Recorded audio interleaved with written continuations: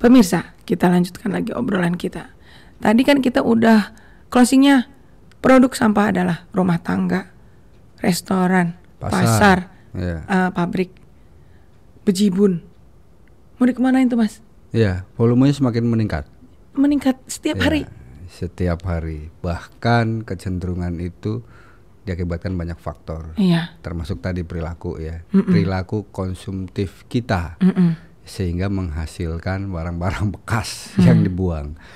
Volume di kota Cirebon tuh lumayan lah, dengan jumlah penduduk sekitar 300.000 ya. Itu produksi sampahnya lumayan, hampir 900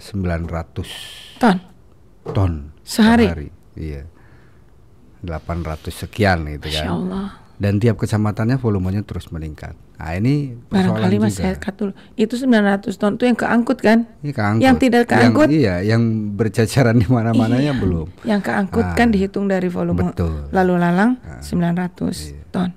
Yang tidak keangkut? Bisa jadi lebih banyak. Ya, kita lihat kan dari video tadi lumayan tuh di wilayah pesisir, sampai sepanjang dari dari wilayah di Ponorogo masuk ke dalam sampai ujung Samadikun. Nah, itu juga persoalan. Belum lagi dari bentangan ke arah perbatasan kota kabupatennya. Sampah buangan dari atas. Nah, belum lagi aspek-aspek lain kayak misalkan banjir kemarin, banjir bandang itu juga selain air, juga membawa sampah. Nah, maka volume sampah ini juga harus dipikirkan. Bagaimana menekan volume sampah, bagaimana memfasilitasi sampah itu mau dikemanakan, dan sampah itu mau diapakan. Mau dikemanakan berarti butuh tempat, mau diapakan berarti butuh ide, teknologi, dan solusi agar sampah tidak numpuk. Nah, ini menurut saya menjadi pembahasan menarik ya, karena nanti ada ekses-ekses yang bisa dikombinasikan dengan kebijakan-kebijakan pemerintah dan tata kota. Ya, jangan sampai kemudian ini warga Argasunya, saya bukan ngomporin ya, warga Argasunya masih oke-oke aja menerima lalu lintas sampah. Kata gitu siapa kan. Mas? Walaupun dulu sempat ada demo, kemudian diem lagi ya. Tapi semakin hari volumenya semakin meningkat. Peristiwa longsoran sampah itu nggak bisa dianggap sepele.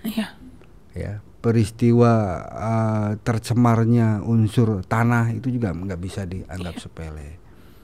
Air, kebutuhan vital bagi masyarakat di sana itu tercemar gitu.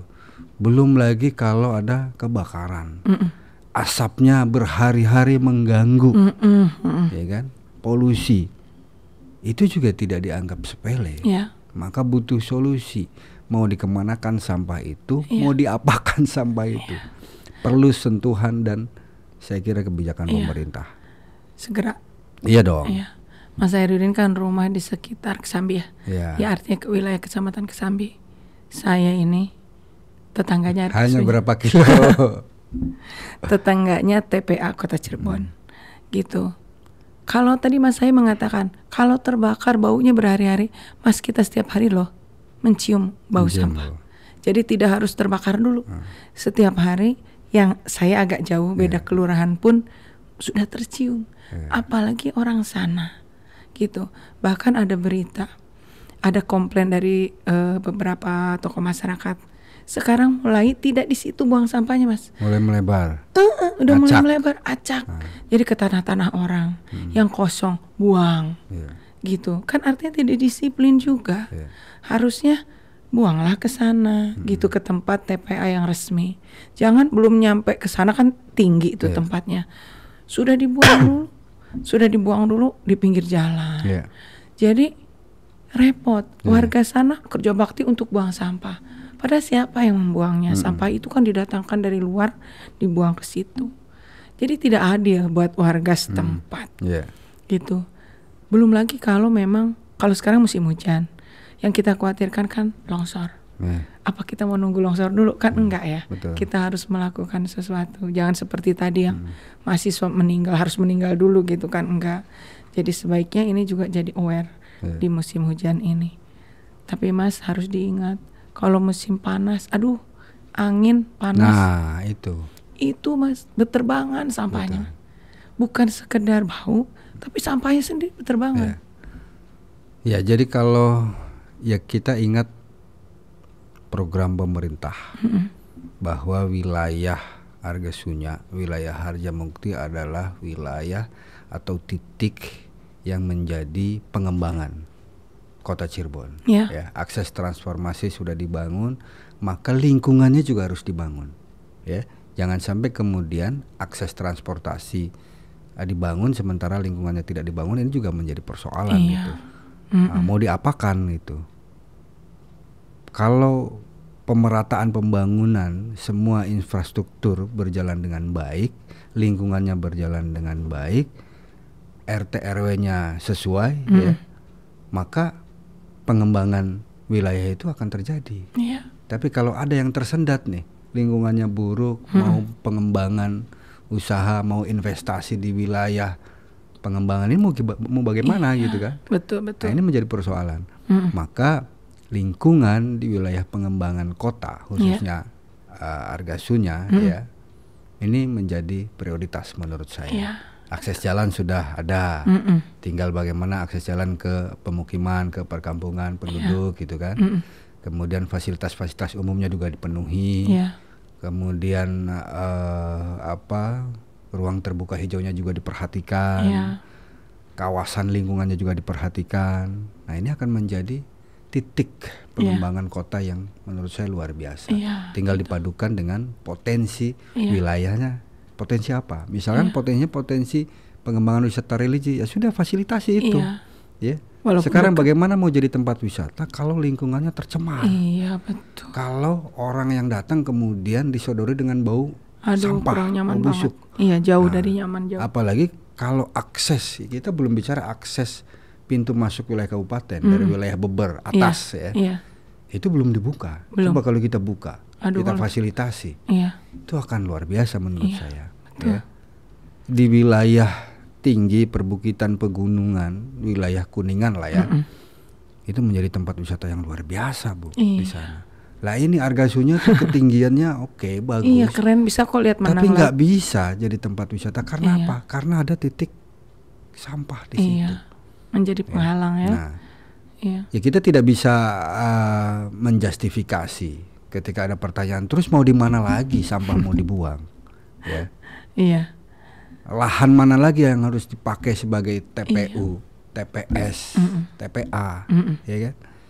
Nah, maka kalau memang sudah ditentukan titiknya di situ, ya, di wilayah Argasunya, maka kelola untuk meminimalisir bau, untuk menjadikan sampah itu menjadi sisi lain, misalkan, lebih bermanfaat. Dengan teknologi bisa dimanfaatkan, bisa didaur ulang dan lain sebagainya. Ini butuh solusi. Jadi gini, Mas. Jadi tidak hanya kemudian peraturan daerah itu hanya bicara tentang sampah rumah tangga, bicara tentang transportasi ke TPS, dari TPS ke TPA, tapi harus juga bicara tentang mau diapakan sampah itu. Sampah produk sendiri. Mau diapakan sampah itu? Produk mau kota. Dikemanakan? Belum yang kiriman. Bank sampah, apakah pernah dengar tuh? Ya, di wilayah Cirebon ada, di tiap kecamatan 3-4 bank sampah ada. Jalan nggak? Ya, cuma belum terdengar ya. Efeknya efeknya belum terasa. Efek dari kegiatan bank sampah yang di kecamatan yang digalakan itu belum terasa karena yang kita lihat bahwa masih banyak sampah di luar yang bertebaran, yang perlu diangkut, yang bermuara di TPA.